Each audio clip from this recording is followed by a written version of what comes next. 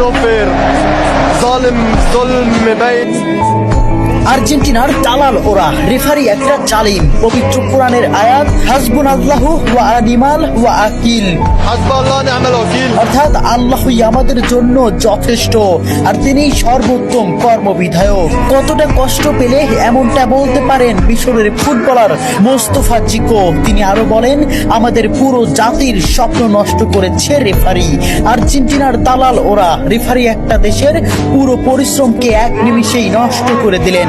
ম্যাচের শুরু থেকেই তিনি আমাদের বিরুদ্ধে কাজ করেছেন।